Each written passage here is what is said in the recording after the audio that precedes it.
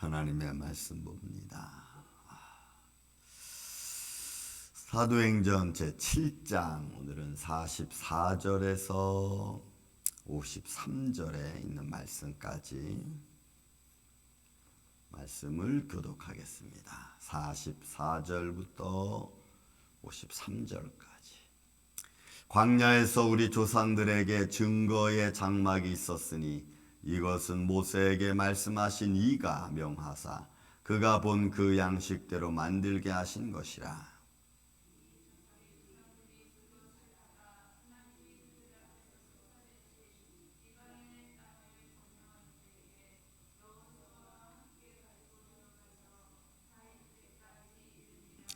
다윗이 하나님 앞에서 은혜를 받아 야곱의 집을 위하여 하나님의 처소를 준비하게 하여 달라고 하더니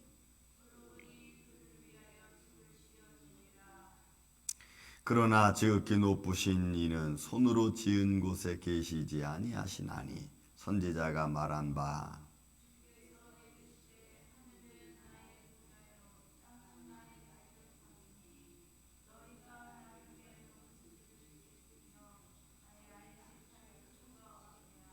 이 모든 것이 다 내 손으로 지은 것이 아니냐 함과 같으니라.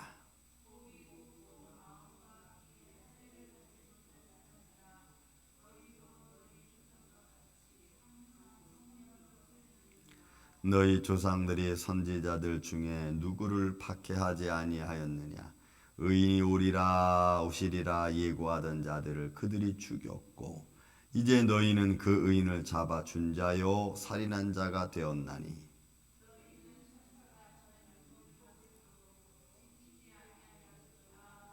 아멘. 자, 이제 스데반이 성령이 충만해서 그저 유대인들과 사내들은 공회에 있는 사람들 앞에서 아주 강력하게 그리고 그냥 직접적으로 성령이 충만해서 말씀을 선포하죠.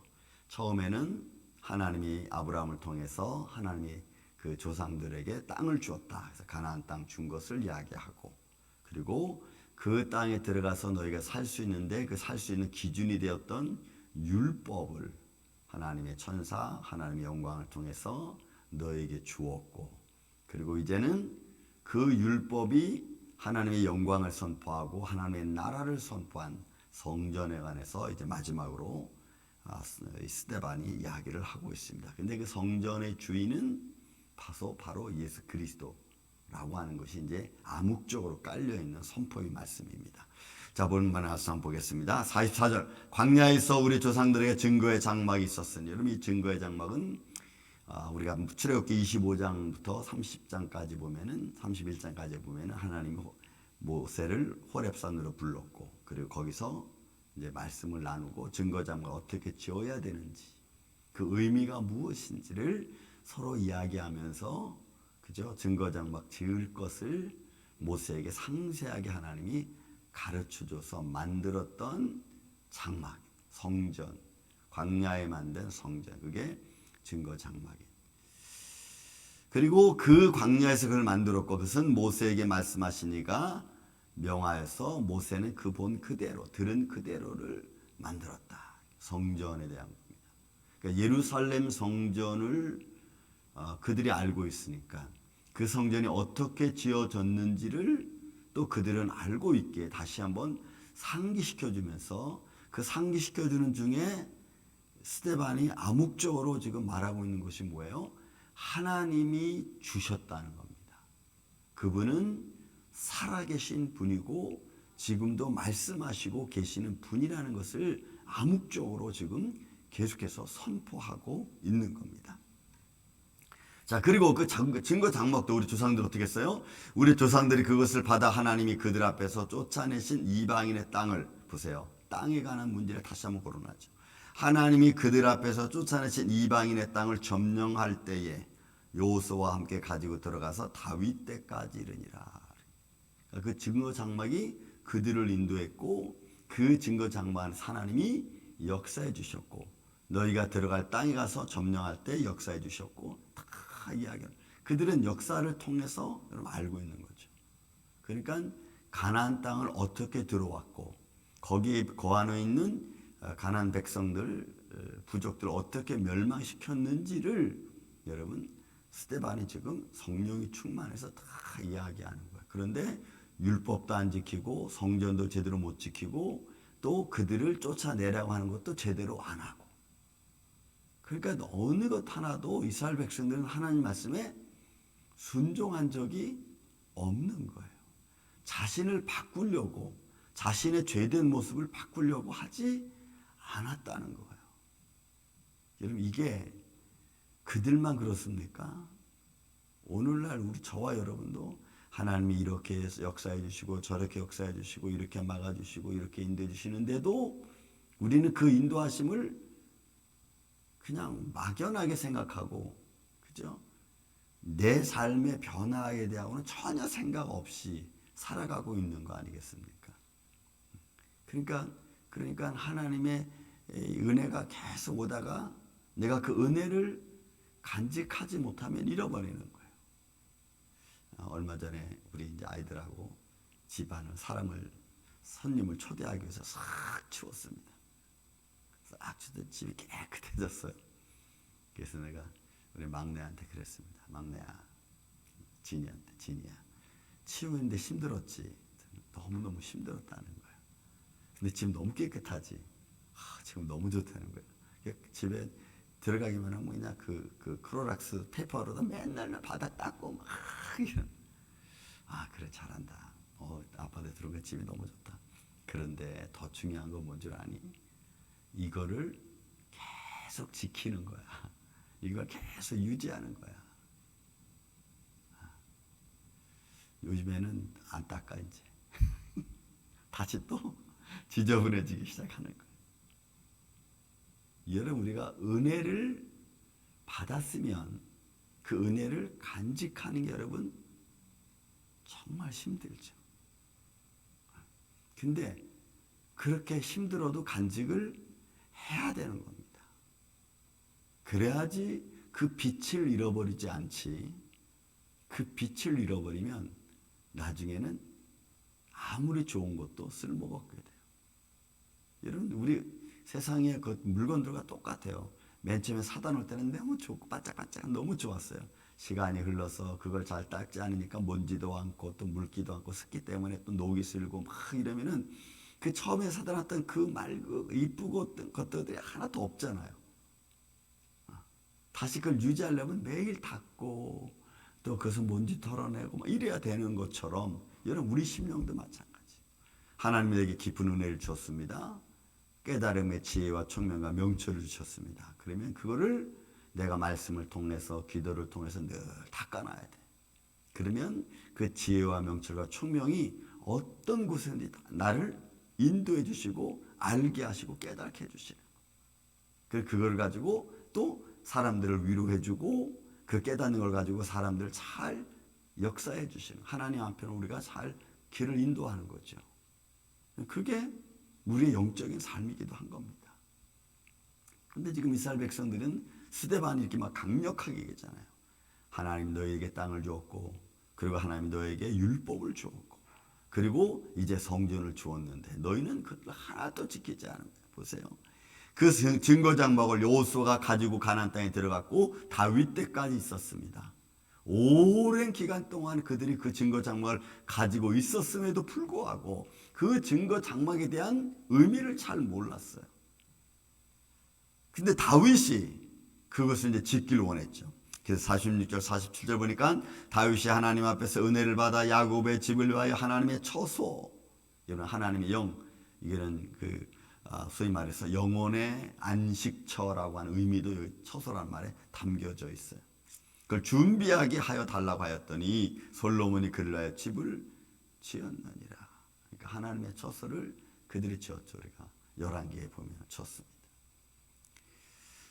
그런데 그 짓고 나니까 솔로몬의 하나님 하신 거죠. 본문에 있는 말씀 그대로입니다. 그는 만물을 창조하신 이신데 사람이 지은 그 건물 안에 여러분 성전이라고 해서 거기에 계실 수는 없는 겁니다. 그래서 이제 말씀하시는 거예요. 지극히 높으신 이의 손으로 지은 곳이 계시지 아니하시나니 선자의 말에 주께서 이르시되 하늘은 나의 보좌요 땅은 나의 발등상이니 너희가 나를 위하여 무슨 집을 짓겠으며 나의 안식할 처소가 어디냐. 그러니까 여러분 이 성전은 결국 뭐예요? 하나님의 영광이 머물 수 있는 곳, 하나님의 영광이 함께하는 곳이죠. 그냥 그러니까 하나님의 영광이 함께한다는 것은 믿음의 사람들이 모여서 살아계신 하나님의 이름을 부르고 그리고 그 이름 안에 임하신 하나님의 은혜가 충만한 곳, 그건 그거죠. 하나님이 여기 안에만 계신데 그게 아니고 하나님의 성령이 역사하시는 곳, 그죠? 하나님의 성령이 역사하시는 곳은 여러 군데가 있겠지만 그 중에 하나, 하나님의 관심이 머물러 있는 곳, 하나님의 눈길이 함께하는 곳.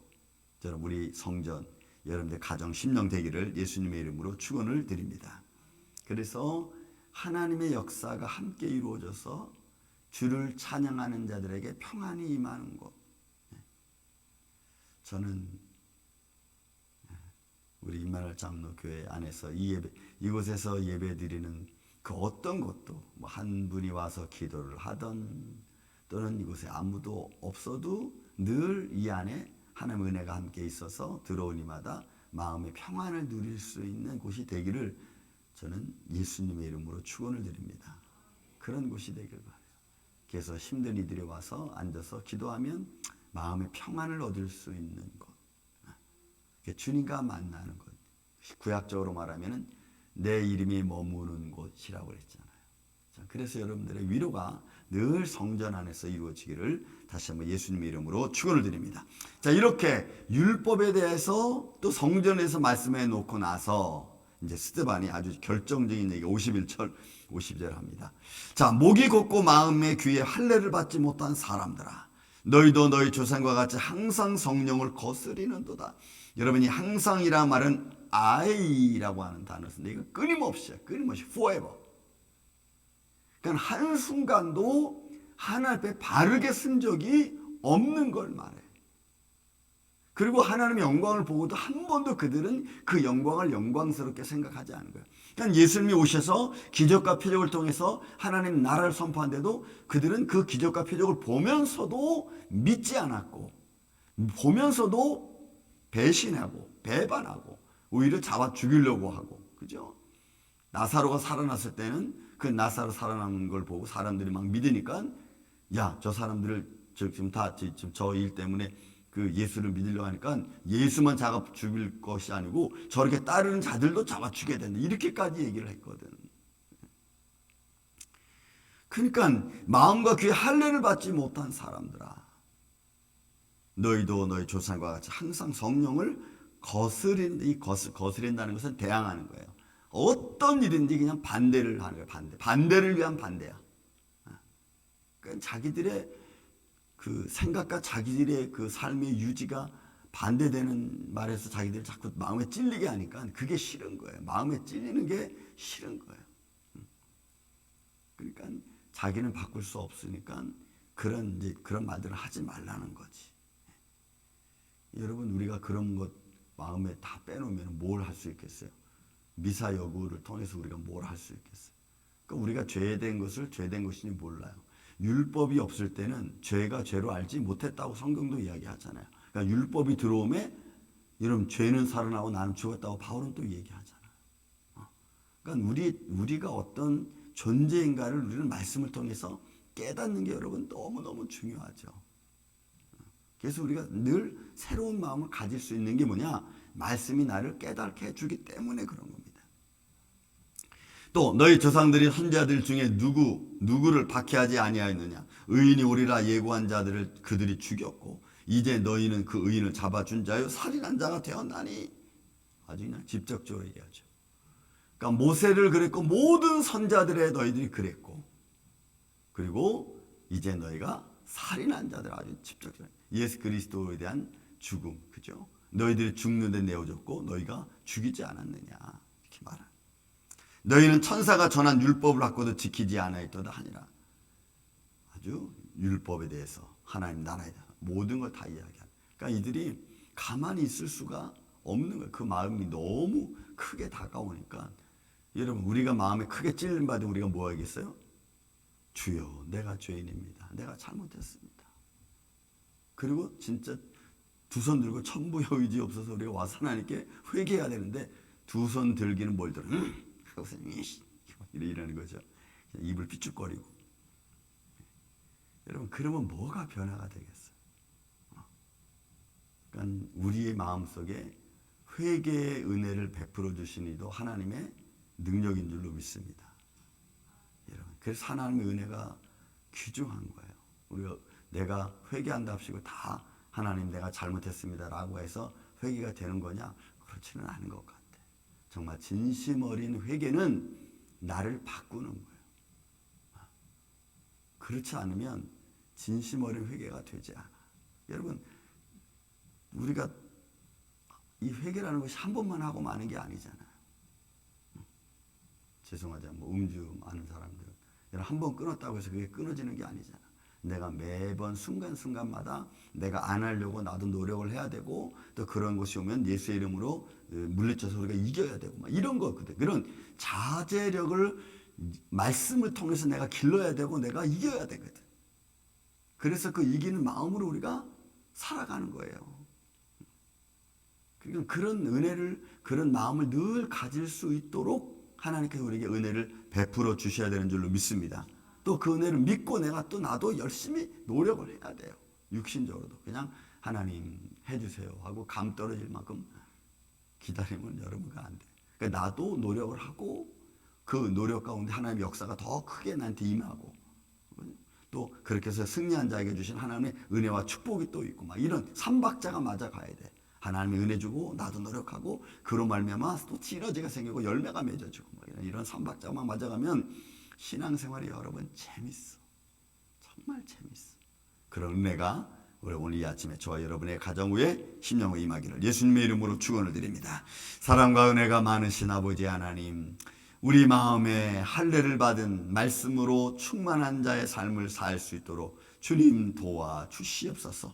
지혜와 총명과 명철이 늘 우리 안에 있어 말씀으로 깨달아 하나님의 영광 앞에 담대히 나아갈 수 있도록 인도하여 주시고, 또한 우리의 삶이 절제하지 못하는 것들 또한 절제할 수 있도록 또 참을 수 있도록 은혜를 또한 베풀어 주시옵소서.